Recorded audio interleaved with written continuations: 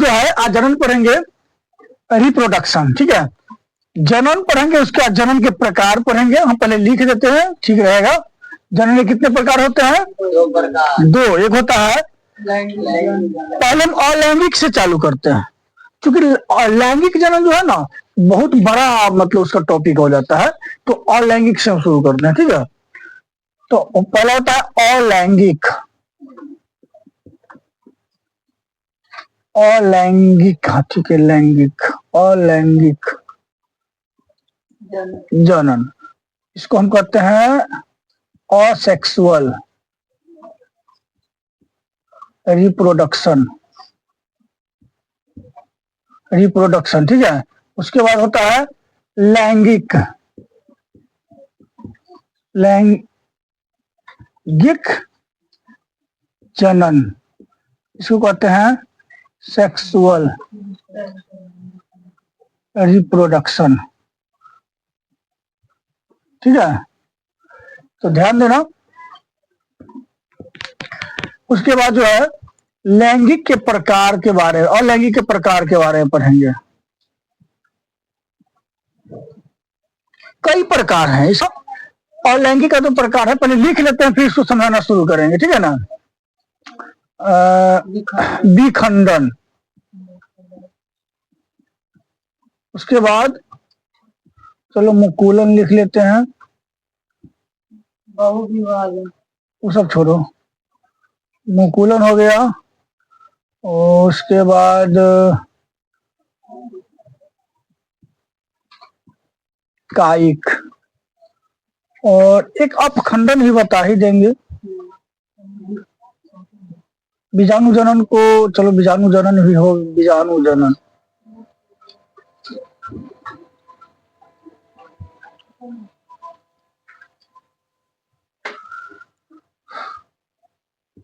विखंडन दो प्रकार के होता है, द्विखंडन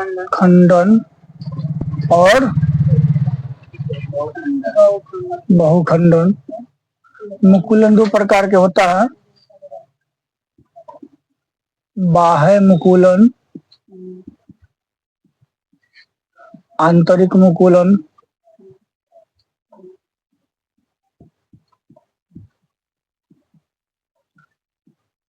कायिक तीन प्रकार के होता है, कायिक तीन प्रकार के होता है। एक होता है कंद कायिक, उसके बाद प्रकंद कायिक,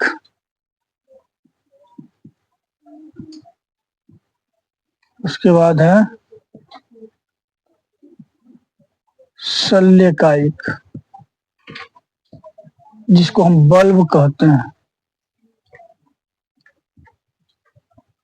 बल्ब, बल्ब कायिक। अपखंडन और बीजाणु जनन कोई प्रकार नहीं।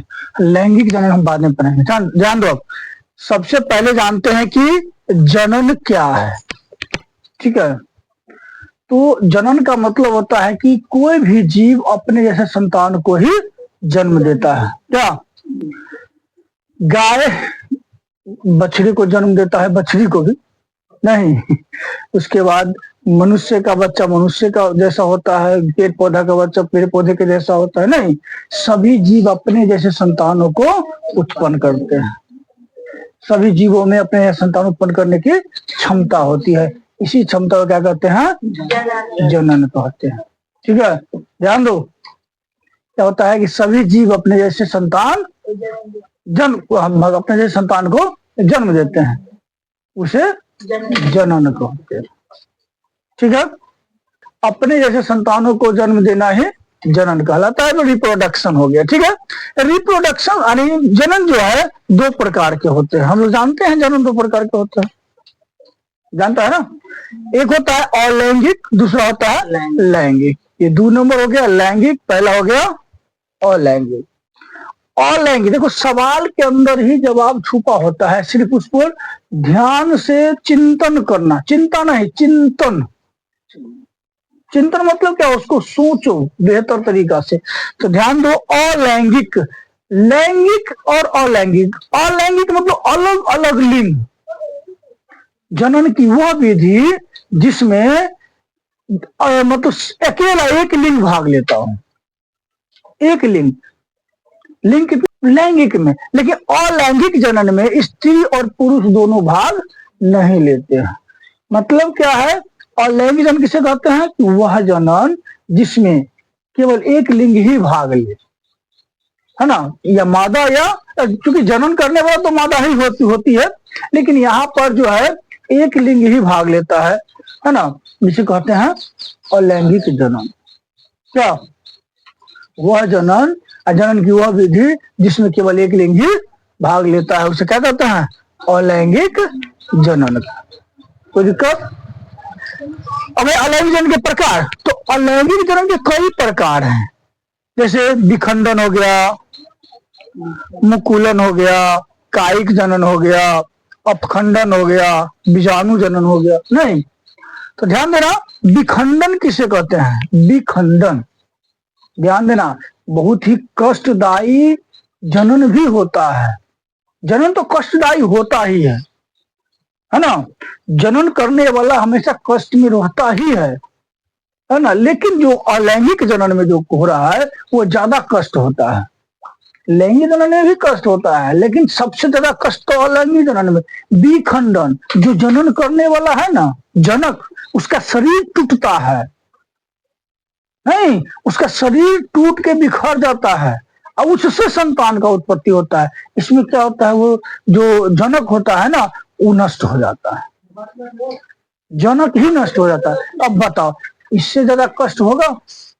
अगर मनुष्य में या कोई भी जीवों में ऐसा होता कि जनन करने वाला जो है, ऐसा होता है, एक ऐसे जीव का नाम बताओ तो जनन करते ही मर जाता है, जनन किया और मर जाता है कोई जीव पता है तुम लोगों को? नहीं, ऐसा कई जीव हम बता सकते हैं तुम,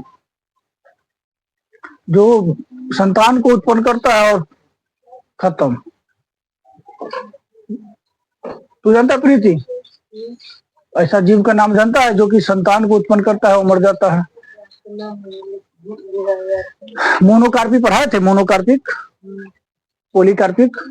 मोनोकार्पिक प्राणी जो होता है, मोनोकार्पिक, जैसे बिच्छू को देखा है, बिच्छू जनन करता है तो उसका बच्चा उसको खा जाता है।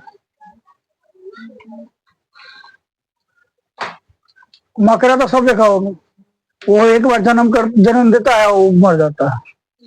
ककुरवा को जानता है केकड़ा, वो भी एक बार जन्म करता है, वो भी नष्ट। हालांकि मनुष्य उसको छोड़ता नहीं है, यानी 10 गो पैर वाला जो भी है ना, सबके साथ यही लक्षण है, एक ही बार वो संतान को उत्पन्न कर सकता है, एक ही बार में नष्ट है।